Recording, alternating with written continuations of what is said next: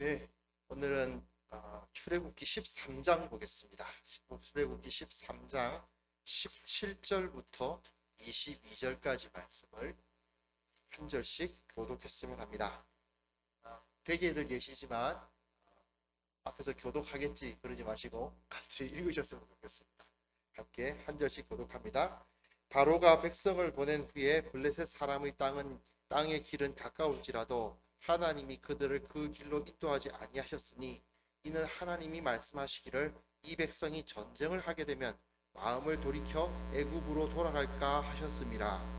그러므로 하나님이 홍해의 광야길로 돌려 백성을 인도하심에 이스라엘 자손이 애굽 땅에서 대열을 지어나 모세가 요셉의 유고를 가졌으니 이는 요셉이 이스라엘 자손으로 단단히 맹세하게 하여 이르기를 하나님이 반드시 너희를 찾아오시리니 너희는 내 유고를 여기서 가지고 나가라 하였음이더라. 그들이 숫곳을 떠나서 여호와께서 그들 앞에서 가시며 낮에는 구름 기둥으로 그들의 길을 인도하시고 밤에는 불 기둥을 그들에게 비추사 낮이나 밤이나 진행하게 하시니 낮에는 구름 기둥 밤에는 불 기둥이 백성 앞에서 떠나지 아니하니라. 아멘. 출애굽기를 묵상하면서 10가지 재앙의 이야기가 끝난 다음에는 하나님께서 우리들을 어떻게 인도해 오셨는가를 파악하게 됩니다. 10가지 재앙 이야기가 끝나고 난 다음에 마지막 부분 끝났다기보다 그 마지막 재앙, 장자가 모두 다 죽는 재앙이었죠. 애굽에 속한 모든 백성들이 다 자기 첫 아들을 모두 잃는 일이 벌어졌습니다. 그것은 사실은 장자 한 명이 죽는 일이었지만 그 나라가 전체가 죽는 것이나 다름없는 사건을 의미합니다. 하나님께서 비록 애굽이 역사에서 사라지도록 하시기를 원치는 않으셨기 때문에 장자들만 죽이셨습니다. 하지만 하나님은 이것을 통해서 마지막 심판, 그 7번의 재앙이 끝나고 다시 3번의 재앙이 메뚜기와 흑암과 장자가 죽는 재앙이 몰아치는 동안 끝까지 회개하지 않으면 어떻게 된다는 것을 보여주시기 위해서 장자들을 다 죽이셨습니다. 이는 장자들만 죽인 것이 아니라 모든 사람들이 다 죽은 것이나 다름이 없습니다. 그런데 제가 오늘 본문 전에 장자 재앙 부분은 그냥 설명만으로 넘어가려고 합니다. 왜냐하면 우리가 이것을 이해해야 우리가 어떤 존재인지를 알기에 더 쉽기 때문이죠. 그때 또한 이스라엘 백성들은 장자가 죽지 않았습니다. 대신 뭐가 죽었나요? 양 한 마리씩, 각 집안마다 양 한 마리씩 다 죽어서 그 양의 피를 문설주에 발랐습니다. 많이들 아시는 이야기죠. 그리고 그 유월절에서 그 양의 고기를 함께 먹는 그런 식사를 함께 합니다. 그것은 무엇을 의미하는 것일까요? 이스라엘 백성 역시도 죽은 것입니다. 상징적이긴 하지만 실제로 장자가 죽진 않았지만 실제로 그들이 목숨을 잃고 그 슬픔을 당하지는 않았지만 그러나 그 양 한 마리를 잡아서 그 양의 피를 문설주에 바르는 그런 행동을 하는 것을 통해서 우리는 죽었다. 저 애굽인들이 장자들이 죽는 것이 애굽인들 전체가 몰살당하는 것과 같은 의미를 가졌다면 우리가 이 양 한 마리를 잡아서 피를 받아서 그 피를 바르는 것 역시 우리의 죽음을 상징적으로 보여주는 것이죠. 이제 우리도 죽었다. 무엇이 죽은 것입니까? 이 애굽에서의 삶이 죽는 것입니다. 이것은 크게 보면 우리의 구원과도 연관되어 있습니다. 우리는 왜 예수님을 믿고 영원한 생명을 얻었는데 그래도 저 믿지 않는 사람들처럼 죽어야 하나요? 왜 신천지가 거짓말입니까? 왜 이단입니까? 간단합니다. 그들이 이 땅에서 영원히 산다고 이야기하고 있는데, 사실은 출애굽기로부터 시작되는 모든 그림에서 한 번 죽는 것은 사람에게 정하신 것이라는 그 메시지도 있을 뿐 아니라, 출애굽기에서 그려주고 있는 이 구원의 그림과도 맞지가 않지요. 애굽인들, 그러니까 세상 사람들, 믿지 않는 사람들, 하나님 앞에 그 불의한 자들이 전부 죽을 때 하나님의 백성들도 같이 죽습니다. 같이 죽어요. 물론 정말 죽은 건 아니죠. 그 어린 양이 대신 죽지만 여하튼 이것으로서 우리도 죽었다라는 것이 선포가 됩니다. 같은 죽음을 경험하도록 되는 것이죠. 마찬가지로 우리도 믿지 않는 자들과 마찬가지로 죽음을 경험하고 그 다음에 다시 영원한 삶을 누리게 될 것입니다. 하나님의 섭리 안에서 이미 그것은 만들어져 있는 것이죠. 이걸 우리가 기억하면서 이제 이 사람들이 애굽을 빠져나오는 모습을 살펴보아야 됩니다. 자, 여러분, 우리의 삶은 어떤 삶입니까? 한쪽으로 계속 걸어가는 삶이에요. 결국은 우리 삶의 목표점은 죽음입니다. 그렇지 않습니까? 결국 우리는 모든 사람들은 다 죽음을 향해서 걸어가고 있는 것이죠. 그 상황에서 상당히 중요한 사실, 이번에 제가 올림픽을 거의 볼 기회가 없었습니다만 탁구하는데 어떤 나이가 많은 중국의 룩셈부르크인 선수와 우리나라 선수 열몇 살짜리 선수가 같이 이렇게 경기를 했다고 기사로만 봤습니다. 제가 그 경기를 직접 보지는 못했고요. 근데 그 나이가 많은 선수가, 중국계 룩셈부르크인 그 선수가 그런 말을 했다더군요. 오늘은 내 인생에서 가장 젊은 때다. 그렇죠. 그렇지 않습니까? 내 인생에서 오늘이 가장 젊을 때죠.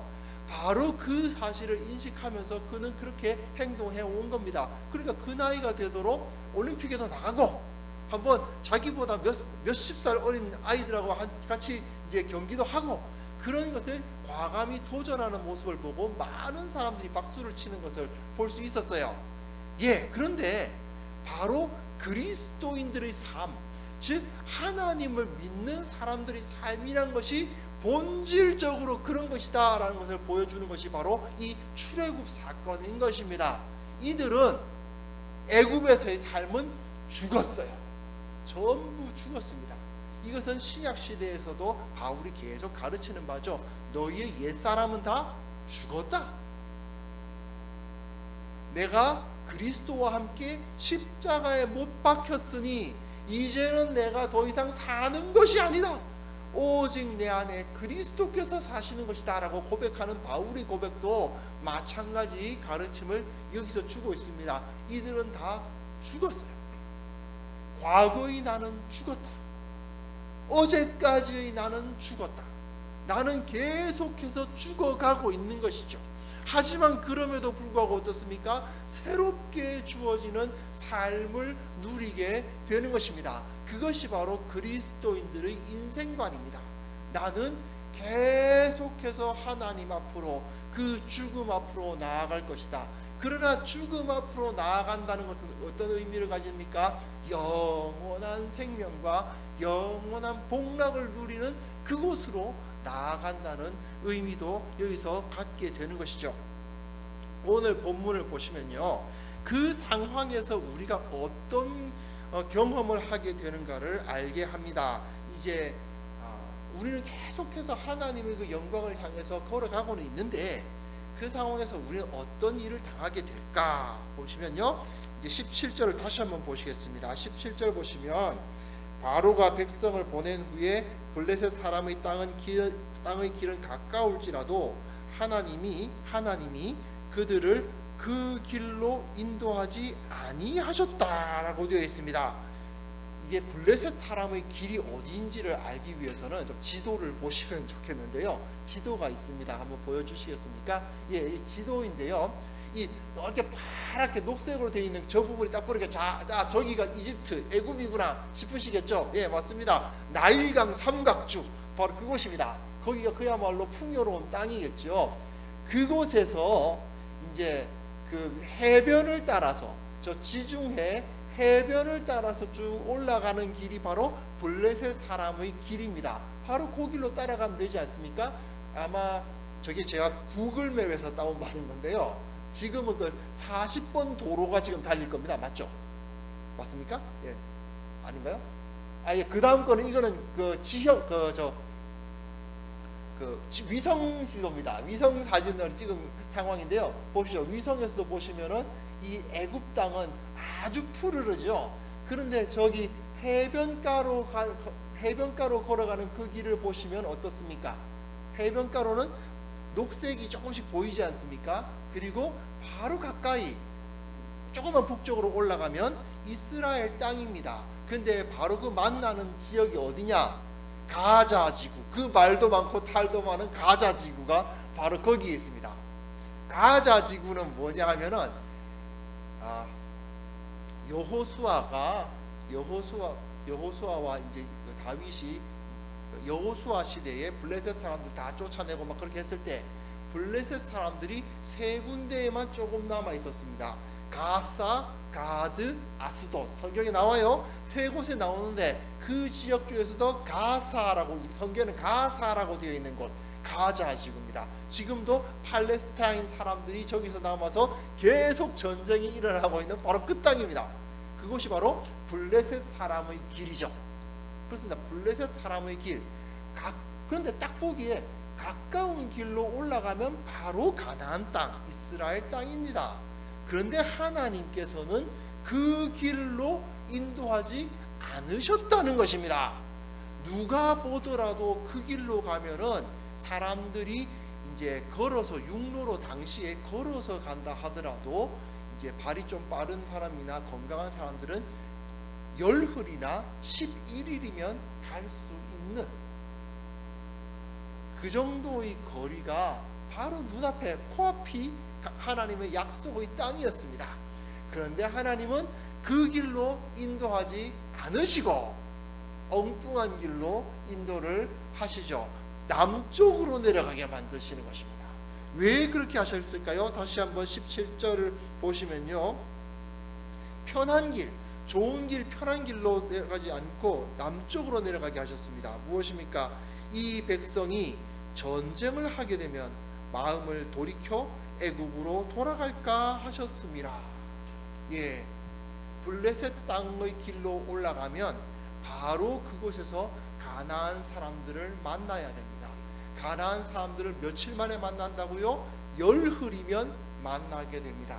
그리고 그 열흘 동안 이 사람들은 전혀 훈련되지 않았고 이 사람들은 전혀 그것에 대해서 어떤 다른 민족과의 전쟁에서 이길 수 있을 만한 어떤 마음가짐이 되어 있지 않았습니다. 그것은 뭐 잘 아시죠? 1년 정도 지난 이후에 가데스 바네아에서 사람들이 어떻게 했는지 시간이 지나도 마찬가지였습니다. 우리는 다 메뚜기야 그랬잖아요. 우리는 다 메뚜기니까 우리 못 이긴다 하고 도망가려고 하는 하나님께서는 그것을 이미 알고 계셨습니다. 그렇기 때문에 하나님께서는 엉뚱한 길, 누가 보더라도 그리로 가면 안 되는데, 누가 보더라도 그 길은 선택하면 안 되는 길인데 그 길을 선택해서 걸어가게 만드셨습니다. 이제 18절을 다시 한번 보시면요. 18절에 보시면 그러므로 하나님이 홍해의 광야길로 돌려 백성을 인도하심에 이스라엘 자손이 애굽 땅에서 대열을 지어 나온다라고 했죠. 그리고 모세가 요셉의 유고를 가지고 나옵니다. 왜요? 이 요셉이 이스라엘 자손으로 단단히 맹세하게 하여 이르기를 하나님이 반드시 너희를 찾아오시리니 너희는 내 유고를 여기서 가지고 나가라 하였음이더라 되어 있습니다. 이 요셉의 유골, 과거 우리가 이 애굽에서 번성하게 했던 영웅, 그러나 이제 요셉을 내버려 두고 가지 않는다. 우리는 그 영웅을 데리고, 영웅의 유골을 데리고 이제 그 약속의 땅으로 간다라고 선포하고 있죠. 그런 나올 때는 너무나도 멋있게 나오고 있는 겁니다. 대열을 지어서. 왜 대열을 지어서라는 표현이 나올까요? 군대처럼 멋지게 힘있게 나온다는 겁니다. 이들이 그렇게 대열을 지어서 나오고 있어요. 하지만 그럼에도 불구하고 하나님께서는 이들이 아직 전쟁을 할 때가 되지 않았음을 잘 알고 계셨기에 오히려 엉뚱하게 광야길로 내려오게 만드시는 겁니다. 다시 한 번만 보여주시겠습니까? 지도 한번 보여주시겠습니까? 지도가 이렇게 되고요. 그 위성 사진 한번 보여주십시오. 위성 사진을 보시면, 자, 남쪽으로 내려온다고 하면 어떤 느낌이 드십니까? 갑자기 답답해지지 않습니까? 완전히 사막입니다. 남쪽 사막입니다. 북쪽은 그래도 푸르른 것이 좀 있지만 남쪽은 완전히 사막으로 이루어져 있을 뿐 아니라 벌써 고지대가 눈에 보이죠. 험난한 길이라는 뜻입니다. 험난한 고지대를 향해서 그리로 걸어가게 만드십니다. 이스라엘 자손이 물론 다 종로로 타는 사람들이었지만 거기에 바보들만 있었을 것 같지는 않습니다. 하지만 그럼에도 불구하고 하나님은 남쪽으로 그 기술을 돌리게 하시고 사람들은 이 길이 아닌데 왜 이 길로 가지? 하는 생각을 하면서도 그를 따라갔습니다. 뭘 따라갔나요? 예, 여기에 중요한 것이 다 나오는데요. 뭘 따라갔는가가 중요합니다. 21절에 보시면 여호와께서 그들 앞에 가시며 낮에는 구름 기둥으로 그들의 길을 인도하시고 밤에는 불 기둥을 그들에게 비추어. 예, 그렇습니다. 그들은 눈앞에 놓여져 있는 지리적 상황을 따라간 것이 아니고 자신들과 함께 하시는 하나님을 따라간 것입니다. 하나님의 구름 기둥과 하나님의 불 기둥을 따라가는 것이 바로 그것이 그들에게 요구되는 길이었습니다. 그래서 이들은 정말 먼 길을 돌아가는 상황에 빠졌습니다. 40년이 걸릴 것입니다. 결과적으로는 하나님께서 물론 가데스 바네아까지 인도하신 것은 약 1년이니까 1년 후에 저 땅을 주려고 물론 하나님께서 계획을 하셨지만 결과적으로는 40년이 걸렸습니다. 그러나 그 40년이 걸렸지만 어쨌든 하나님께서는 끝까지 그 구름 기둥과 불 기둥을 두시고 그들을 인도하시고 그들을 계속해서 이끌고 계셨다는 것을 우리는 잊지 말아야 됩니다. 하나님께서는 끝까지 우리들을 그 길로 인도해 가실 것입니다. 여러분, 가끔 내 인생이 먼 길을 돌아가고 있다는 생각을 갖게 되기도 합니다. 가끔 하나님께서 우리 교회를 먼 길로 돌아서 인도하셨다는 생각을 갖게 되기도 합니다. 왜 이런 진작에 이랬으면 더 좋았을 걸 하는 말도 하고 가끔은 왜 우리가 이렇게 해가지고 시간과 돈과 에너지를 낭비했는가라고 하는 느낌을 받을 때도 있습니다. 그런 마음이 어쩌면 지금 사실은 오늘은 읽지 않았지만 내일이 아니고 다음 주에 나올 그 바로의 마음이에요. 저들이 여기서 길을 잃었다라고 말하면서 저들이 엉뚱한 길을 걸어가고 있다라고 생각하게 만드는 것은 우리의 짧은 지식이고 인간의 제한된 인식입니다. 하나님께서 우리를 인도하심에 있어서 어느 길로 인도하실지 우리는 잘 알 수 없습니다. 가끔 내 인생 길을 뒤돌아보면 내가 왜 저 시간에 저렇게 시간을 낭비했을까? 내가 왜 그때 좀 정신 못 차리고 좀 지름길로 달릴 것을 왜 저렇게 삥 돌아서 걸었을까? 하는 생각을 하게 될 때도 있을 것입니다. 하지만 여러분, 가장 가까운 길은 지리적으로 가까운 길이 아니라 하나님과 함께하는 길입니다. 그런 말 있지 않습니까? 여행을 가장 빨리 끝내는 방법은 사랑하는 사람과 마음을 터놓고 있는 사람과 함께 걸어가는 것이라. 짧은 시간 내에 짧게 어떤 시간을 빨리 끝내는 것이 중요한 것이 아니라 정말 좋은 사람과 함께 걸어갈 때 그 길이 빨리 걸어가게 된다는 말이 있는데, 마찬가지로 우리 주님과 함께 걸어가는 길이라면 그 길이 정말 사람의 눈으로 봤을 때는 삥 돌아가는 길이고 시간을 낭비하는 길이고 괜히 안 가도 될 길, 안 해도 될 일을 하는 길인 것처럼 보일 수 있습니다.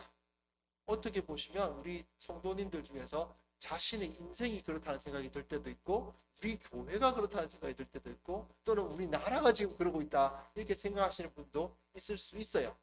하지만 적어도 우리의 인생이, 그리고 우리의 공동체가 예수 그리스도 우리 주님의 영광과 하나님의 그 통치하심을 인정하면서 하나님의 말씀대로 살아가기를 결단하고 있다면 하나님께서는 반드시 그 길을 가장 좋은 길로 만들어 주실 것입니다.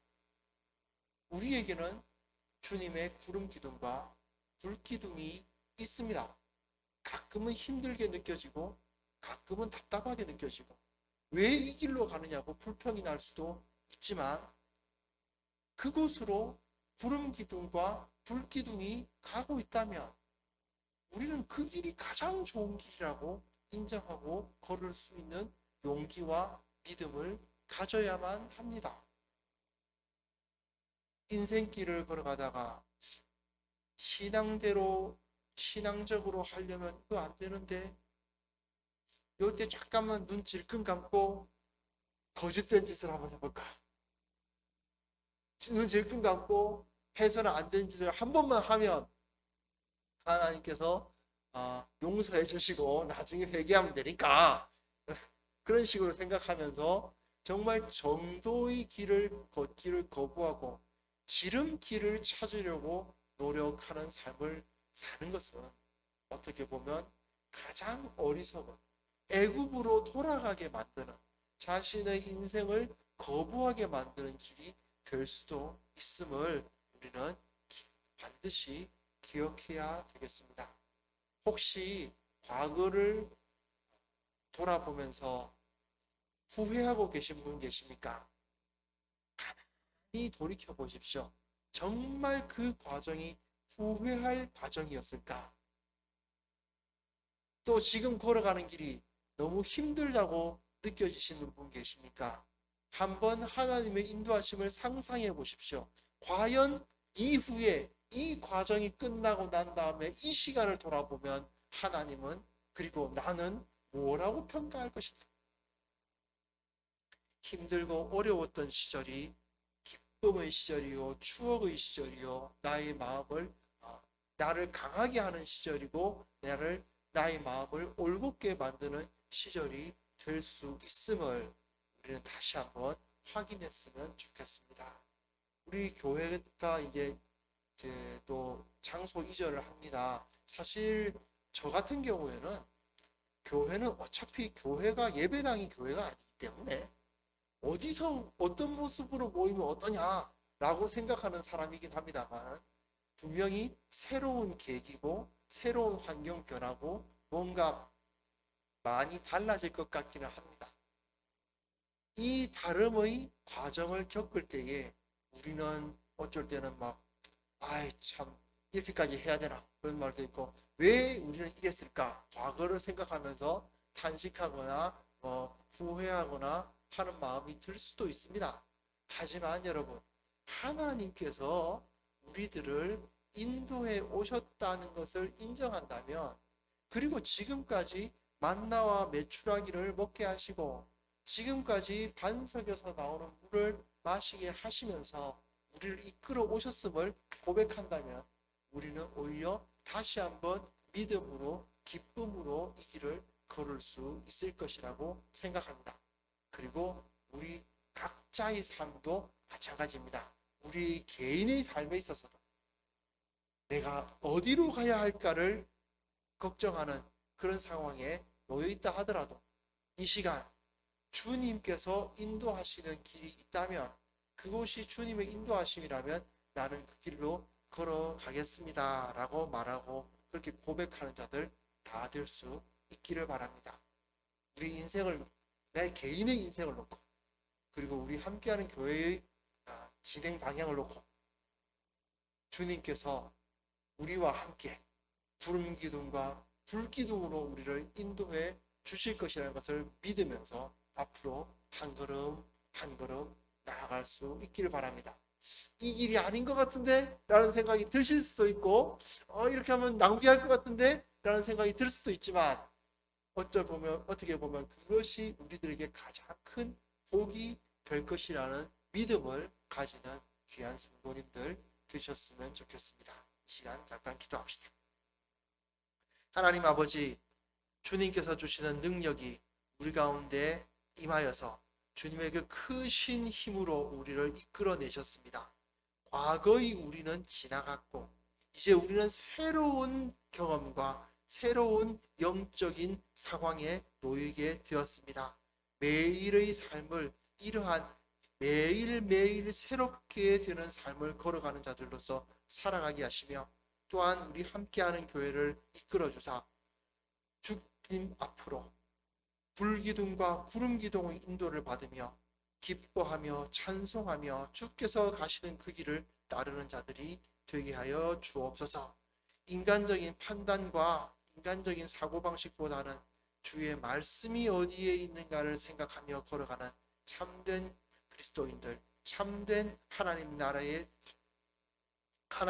시민들이 다 될 수 있도록 우리 모든 성도들 지켜 보호하여 주옵소서. 주께서 홀로 영광 받아 주시기를 원하옵고 예수님의 이름으로 기도합니다.